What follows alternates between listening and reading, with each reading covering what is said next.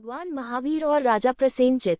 ज्ञान प्राप्त करने के बाद भगवान महावीर की ख्याति चारों दिशाओं में फैल गई थी। समाज के विभिन्न वर्गों से लोग उनके दर्शन पाने और उनका शिष्य बनने के लिए एकत्रित होने लगे। एक दिन राजा प्रसेनजित अपने सेवकों के साथ भगवान महावीर से मिलने पहुंचे। महावीर के मुखमंडल पर व्याप्त शांति और शरीर से विकीर्ण होती आभा को देखकर उन्हें आश्चर्य हुआ।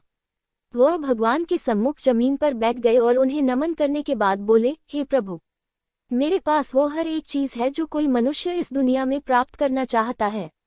दौलत, आदर, प्रेमपूर्ण परिवार, विशाल साम्राज्य, सौंदर्य, हर एक चीज है मेरे पास। अब ऐसा कुछ भी नहीं जो मैं प्राप्त करना चाहता हूँ। अब मेरी कोई महत्वाकांक्षा नहीं है।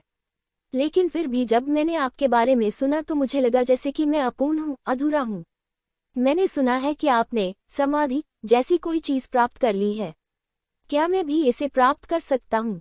मैं इसके लिए कोई भी कीमत चुकाने के लिए तैयार हूँ। राजा की बात सुनकर महावीर मुस्कुराए और बोले, यदि आप समाधि प्राप्त करना चाहते हैं तो अपने राज्य की राजधानी जाएं जहाँ एक बेहद गरीब व्यक्ति रहता है। उसने भी समाधि हासिल कर ली है और वो गरीब होने के कारण हो सकता है वो उसे आपको बेचना चाहे। मुझसे अधिक वो आपकी मदद कर सकता है। ये जानकर प्रसेनजित प्रसन्न हो गया और महावीर की आज्ञा लेकर उस व्यक्ति की तलाश में निकल पड़ा। जल्द ही उसका काफिला एक टूटी फूटी झोपड़ी के सामने जाकर रुका।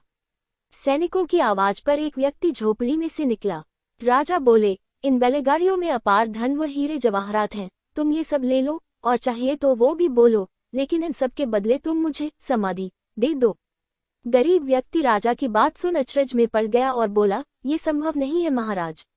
लेकिन क्यों? प्रसेनजित चौंक कर बोले। गरीब व्यक्ति ने समझाया, समाधि एक मनस्थिति है जो निरंतर आध्यात्मिक अभ्यास से प्राप्त की जाती है।